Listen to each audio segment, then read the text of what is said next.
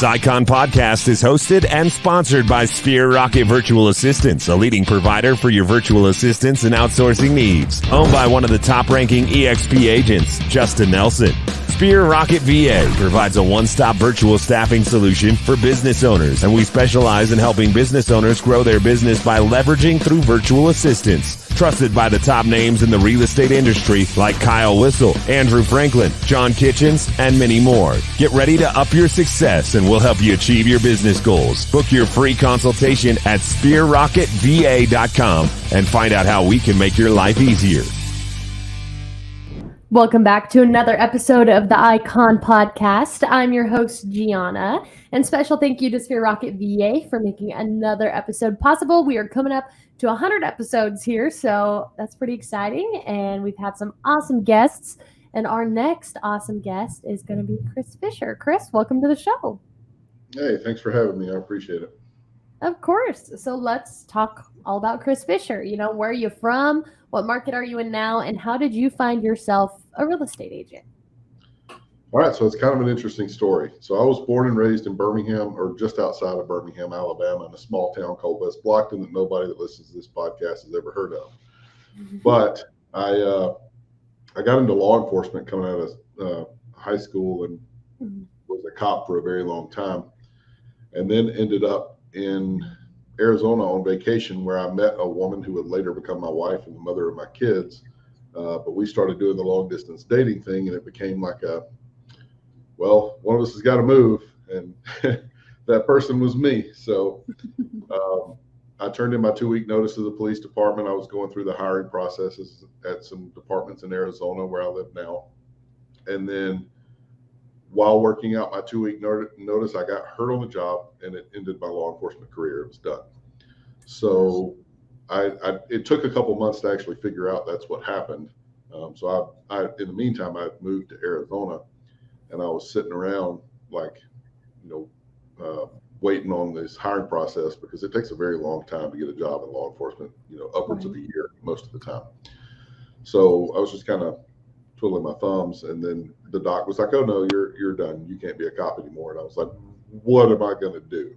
Right. Well, right around the same time, I was selling my house back in Alabama. It took a little longer back then.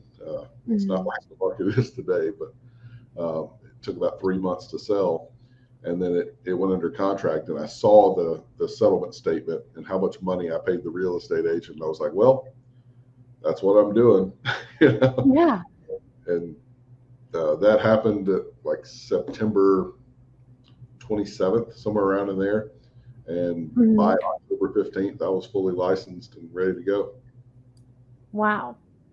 Okay, that's super cool. And, just kind of figuring out, I guess what comes next, when the typical, I guess law enforcement really isn't the typical 9 to 5, but when that typical 9 to 5 comes to an end, what's next? And real estate's cool. And like you said, the market was different back then. And now, you're in a whole different ball game, but seems like you're enjoying it, and you're an Icon agent. So you're doing a really good job. Well, then how'd you cross paths with EXP? So I come from the Chuck Fazio vein of people. I was with Chuck when he was at Revelation Real Estate. He, at the time, had the largest single office brokerage in the world. So, I was working there. And when I met Chuck, we're sitting in this $8 million building that he just built for his real estate company.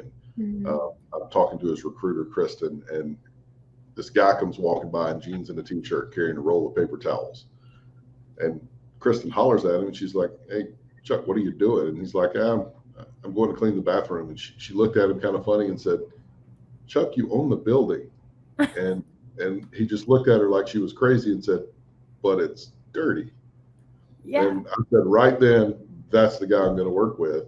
So when he said we're going to EXP, I said, "Cool, when?" You're like, "I'll be there. No, right. Don't you worry about me." Well, that's cool. Right. Well, you saw the work ethic in somebody that you wanted to work under, and you really liked that. And you said, if this is where he's going, well, I better get there too. So, Chris, what really makes you say, though, I'm never leaving EXP, right? Because we've got stock options, rev share, collaboration, obviously some big names and hardworking people and the best of the best. So what keeps you around? There's a ton of really good pros to EXP that would keep anybody around. But for me, my mission is a little more specific. Mm-hmm. So a friend and I decided that, when everything started going crazy, and I hate to keep bringing everything back to law enforcement because I know we're here to talk about real estate, but when the world started it's crazy, part of your background. Let's talk about it. It's great. And law enforcement it just became so hard for law enforcement officers. A buddy, Mike Edwards, out of Detroit, who's also a former cop and an EXP agent, and I were sitting around over a glass of bourbon one day, and we were like, if we're just two dumb cops, like if we can do this and we can make this much money and have this much success and have the kind of life that we're having now, other cops can do that. We're going to teach them how. So we started something we call the 10-7 Project, which is a mission that is, it started out, when we started, it was all cops, and we were going to find 1,000 police officers. We were going to teach them how to sell real estate. Well, then we started getting people that were firefighters and veterans and, other public safety professionals calling us and like, hey, why are you leaving us out? And we were like, you know what, you're right. We're not going to anymore. So we're going to help 10,000 first responders and veterans. Really? You let firefighters join? Isn't there like a rivalry there? Yeah, there is. We tease them a lot, though. Of course. So it's, But so we started doing that, and, we've got roughly 2,600 people in a Facebook group right now going through the process, learning how to sell real estate, becoming licensed and all that stuff.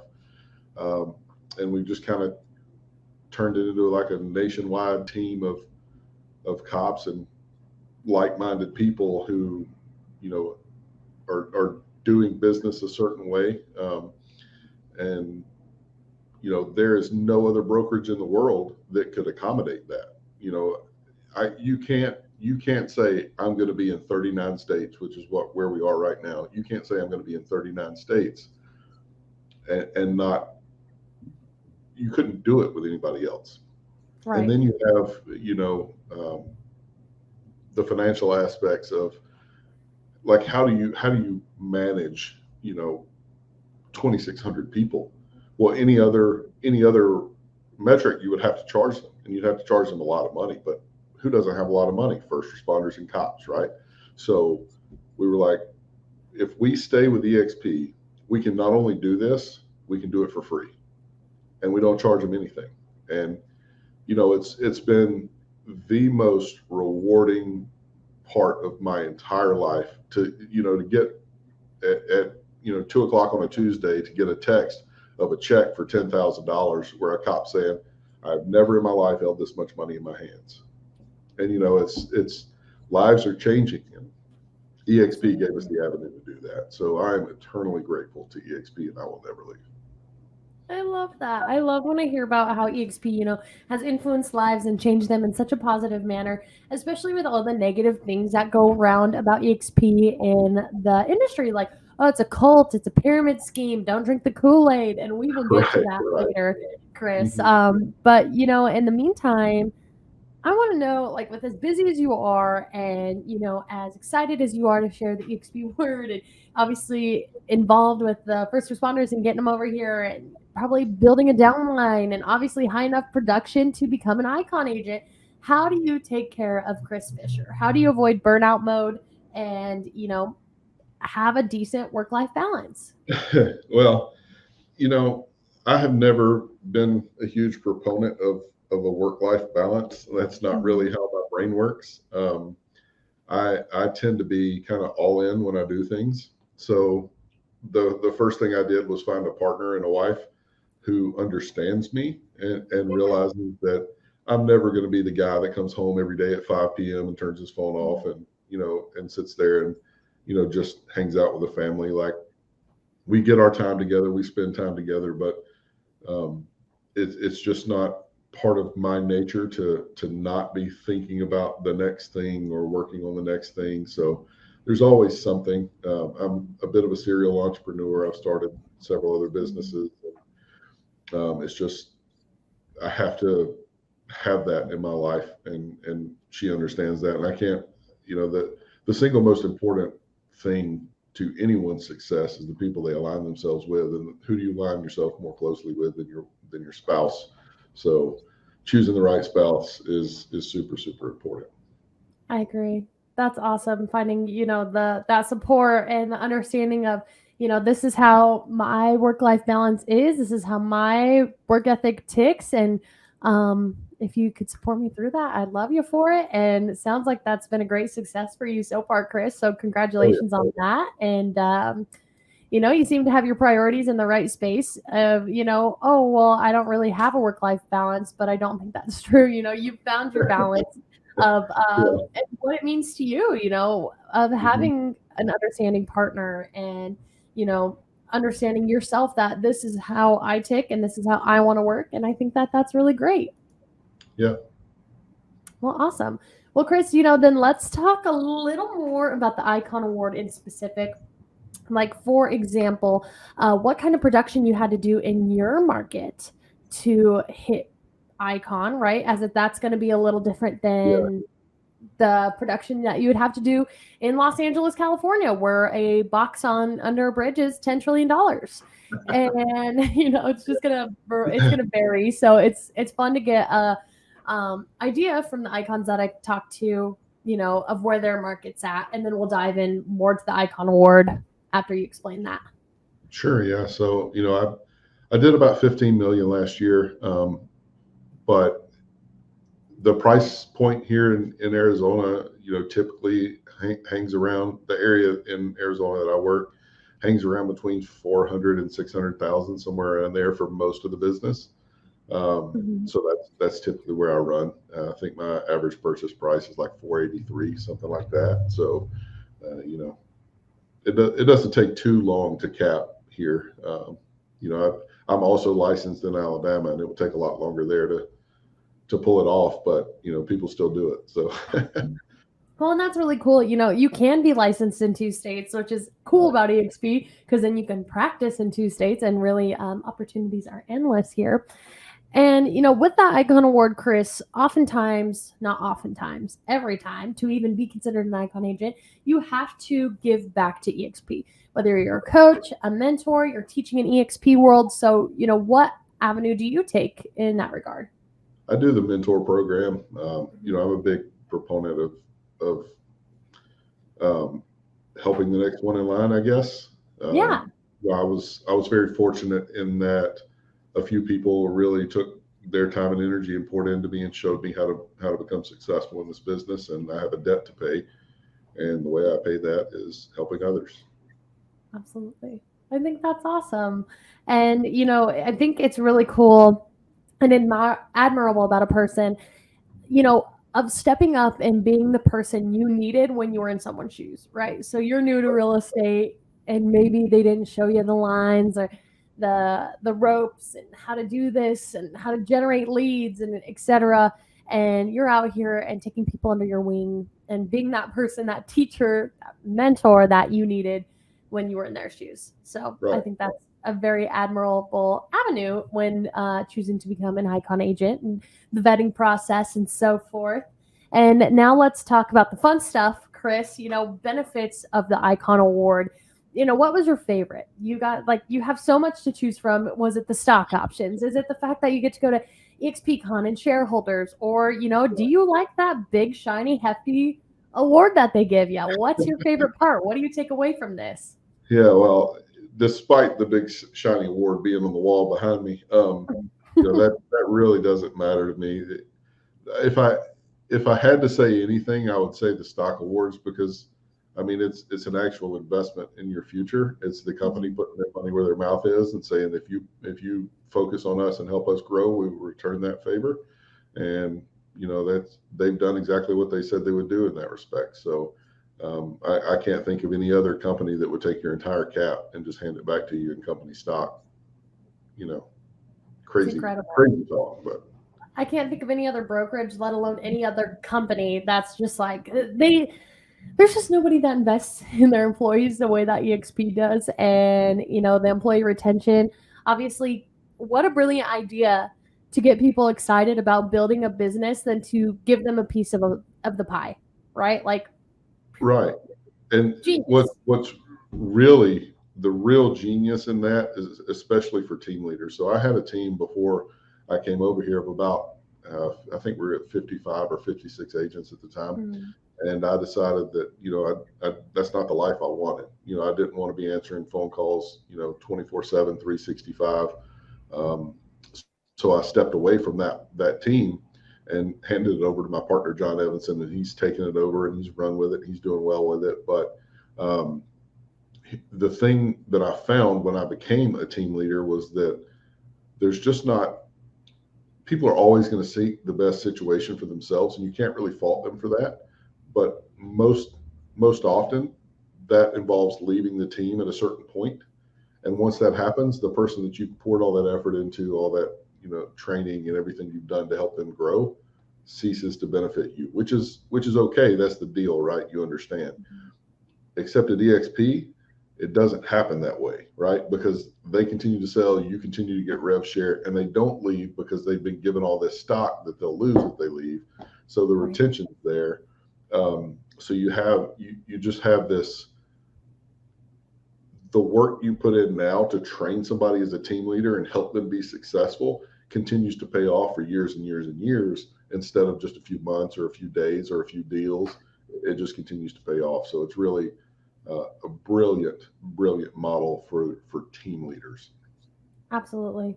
And I agree with that wholeheartedly. And I just think, this model is mind blowing and it's exciting and it keeps people here and it attracts people. Obviously, we're the fastest growing brokerage within the industry. We're hitting international levels, which is super exciting. And, Chris, for the newbies that may be watching, right, they see this big shiny icon award, but they're coming over to EXP, and I'm sure you relate to the feeling of being new here, and it's like sipping water out of a fire hose. Okay, there's a lot going on. There's 150 hours of training a week. Here's lead generations. Here's your mentor. Oh, also, if you want some awesome passive income, you should probably start working on building a downline, but also you need to get leads going and you need to be knocking on doors because you probably want to be an icon agent, right? Because then you get some back. Also, you should probably think about giving 5% of your commission to the stock prices, right? So like there's a lot going on. So for somebody that's new here, and when it comes to the Icon Award, should they strive for it in their first year? Where are some areas that maybe you fell short when coming over to EXP that caused you to miss the Icon Award, or things that really helped you to hit the Icon Award? Just some advice for the newbies that are coming in all bread-eyed and bushy-tailed and ready to learn. Yeah. So the first thing that got me, you're going to hit me in the sore spot here. I missed the Icon Award my first year by one transaction that got delayed. The closing got delayed past my reset date. So, but the truth is, I learned a long time ago, if you just realize that nothing is an emergency, and you take and focus on what's in front of you. So one of the things we do with the 10-7 projects, we created this whole training system called the Tactical Agent Academy. We've written a book called the Tactical Agent, all kinds of stuff. But one of the things we talk about in that is the CIA. So connect with people, invest in them, ask for business. If you can learn those three things in that order, you can be as successful as you want to be in real estate. Connect with people on a personal level, invest in your relationship with them. That means spend time and money on them, and then ask for business. Too often, realtors get in the habit of asking for business without bringing value. So they post things on Facebook like, hey, I'm a realtor now, you should use me. Completely worthless. You haven't invested in anybody. So build that relationship, set that foundation, invest in people, and then ask for business, and you'll make more money than you ever know what to do with. I think that's super important. So I'm going to tag it down here. Connect, invest, then ask for business. Ask for business. If I could spell, that would be cool. Then I was just excited about what you were saying, Chris. Let's see. Let's try this again. Connect, invest, then ask for business. I think that's so important because, people, gosh, like this weekend I post something about like, oh, like super exciting. I'm getting ready to buy a house in Nashville. Obviously, I'm going through EXP. I'm getting my real estate license. Like, so, needing a realtor isn't really something that's on my list right now because I have an abundance of them, right? Yeah. Like, that's not really a problem. But the fact that most of my comments were people I didn't even know being like, let me know if you need help buying a house. Right. And people that, my neighbor from my first rental property when I moved here was like, I know several real estate agents, but why would I want to go through them and, ask a complete stranger to help me make a really important life decision and life move if I don't know them, I haven't connected with them, they don't seem to have any common interests with me. It's tough. So like you said, people want business and to give money to people they know, like, and trust. Exactly. And connecting, investing into the relationship, especially warm leads, right? And, Right. Chris, earlier we talked about, you said brownies for birthdays. I think that's awesome. It's brilliant. You keep those warm relationships warm, just by being human and caring and connecting and investing in that relationship. And most of the time, I bet you don't even find yourself asking for business. I bet you find yourself at the top of their mind. Oh yeah, 100%. So it's my business for the last several years has been completely referral based. I don't cold call. I don't do open houses. I don't door knock. It's all 100% people reaching out to me, and that is a direct reflection of me, like, continuing to invest in them and stay in front of them and make that effort. But it's when you build your business, I like to say, when you build your business as a relationship based business, Mhm. you don't really have to work, for one, because like my job now is going out drinking with friends, and two, um, it's the business starts to come to you instead of, and there's plenty of people who make a ton of money doing cold calling. I have nothing bad to say about that. That is definitely a way to make a lot of money in business. But it's been my experience that if you do it that way, you will work just as hard on your last days of work as you did your first. When you build a relationship based business, it's just hanging out with people. That's the job. I love that. And then that was incredible advice for the newbies out there. Again, write this down, connect, invest, and then ask for business. Okay. Don't be that guy. You don't want to be that guy that's just throwing your Right. name everywhere because you're a real estate The agent. friend that drops Absolutely in your hand out. Facebook messages that says, "Hey, I started selling LuLaRoe pants. You want to buy some?" Yeah, those are the real pyramid schemes, okay? Quit coming for EXP people. If Yeah. you're buying face wraps and stomach skinnier from some girl you high school with, and you're calling EXP a pyramid scheme, we need to have a talk. Anyway, I think that's great advice, Chris, and I'm sure again any newbies listening take that into consideration. If that's something you think that you're going to align with, and you're a hard worker, obviously, we found that Chris likes to align with people that know when there's a job to get done, they do it, like cleaning the bathroom because it's dirty. It's not a Yeah. fun job, and you may be the most important person in the room, but if it needs to get done, taking that initiative is valuable. And if you have some of those values that align with Chris, call him, ask him about EXP. Get excited. Be like, hey, Chris, you think maybe you can mentor me in this process? And I bet he'll be stoked to do it because that's what EXP is all about. Yep. Absolutely. And we live in a metaverse. So if you're on the other side of the country with Chris, message him on Facebook. It will be worth it. It's an Yeah. advantage nowadays. And Chris, my next question is when you had heard about EXP, were you ever, I guess, suspicious or skeptical? Like the grass looked greener, but again, people say it's a pyramid scheme. People say it's a cult. Don't drink the Kool-Aid. So, were you ever on in those shoes, or were you EXP all the way? Well, I've always been kind of an early adopter on things. So it took me about 5 minutes to sit down and look at the math. And once you figure out the math, you're like, there's this, you're stupid to not come to EXP. It's as basic as the same math you learned in elementary school. Like when you just lay it out and put the numbers down on paper in front of you, it's where does it make sense to be anywhere else? And for me, nowhere. Right. No, that's awesome. And like you said, it's the numbers and just doing pros and cons, man. You look at those numbers and the cap and the split and everything else that you're with at your current brokerage, put that Right. down about EXP, and then take into consideration the opportunity to earn that cap back. Right. You're not going to get that anywhere else. And Chris, for anybody that's watching right now and maybe they're on the edge, like, hey, do I make this move to EXP? I don't know. What would you have to say to them?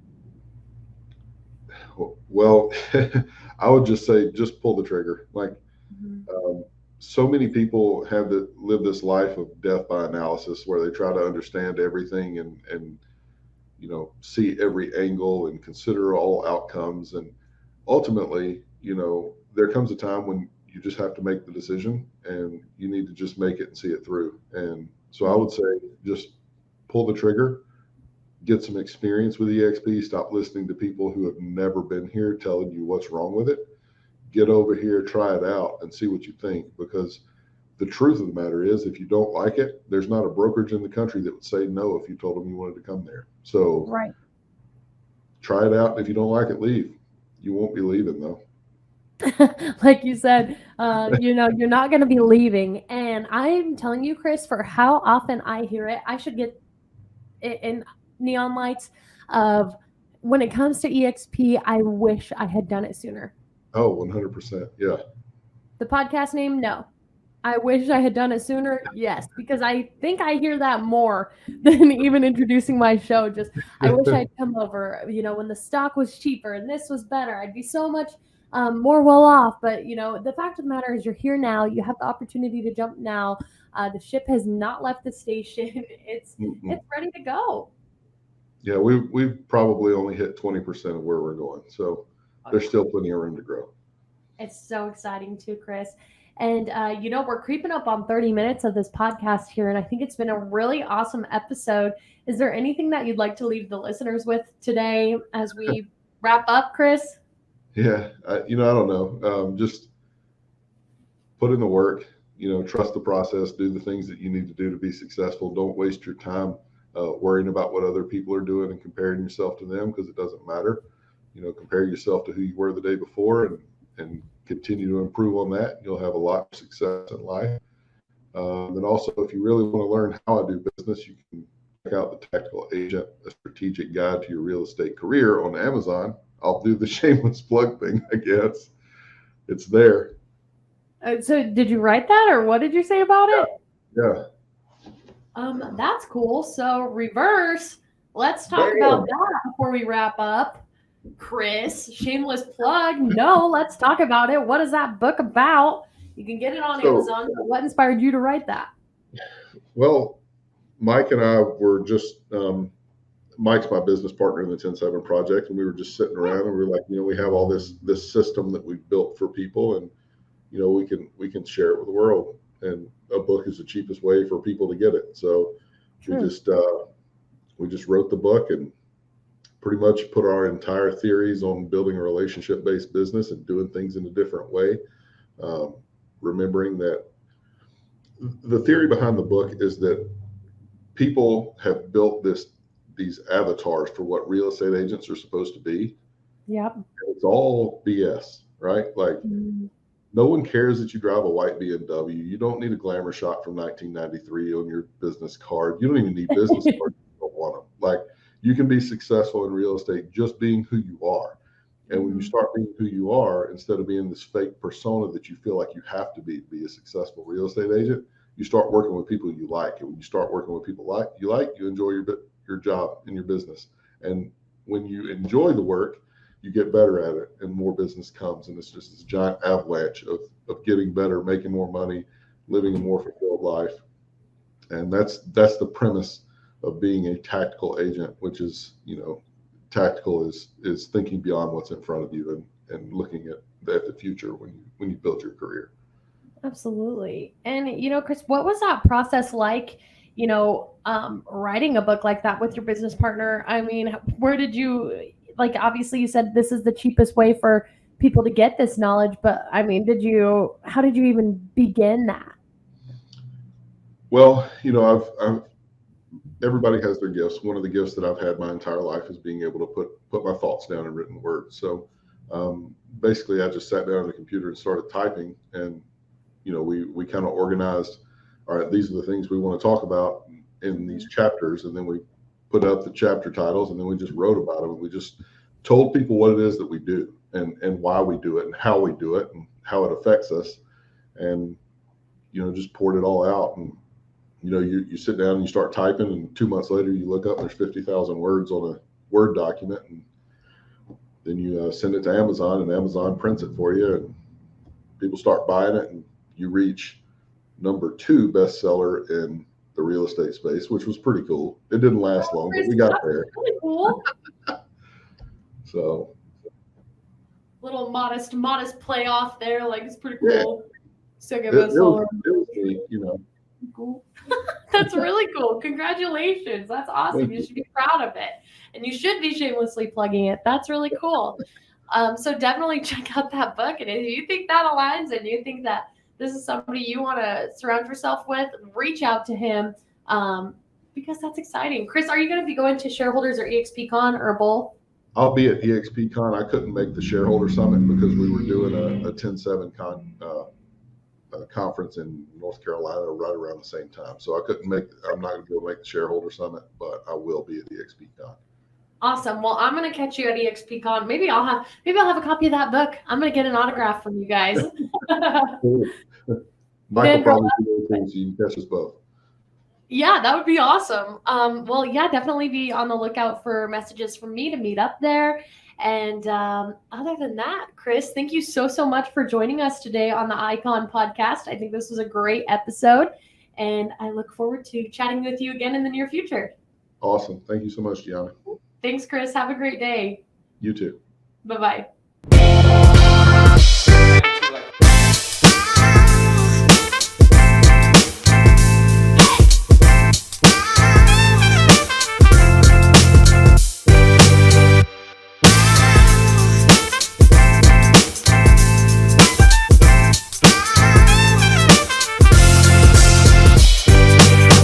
This Icon podcast is hosted and sponsored by Sphere Rocket Virtual Assistants, a leading provider for your virtual assistants and outsourcing needs. Owned by one of the top-ranking EXP agents, Justin Nelson. Sphere Rocket VA provides a one-stop virtual staffing solution for business owners, and we specialize in helping business owners grow their business by leveraging through virtual assistants. Trusted by the top names in the real estate industry like Kyle Whistle, Andrew Franklin, John Kitchens, and many more. Get ready to up your success and we'll help you achieve your business goals. Book your free consultation at sphererocketva.com and find out how we can make your life easier.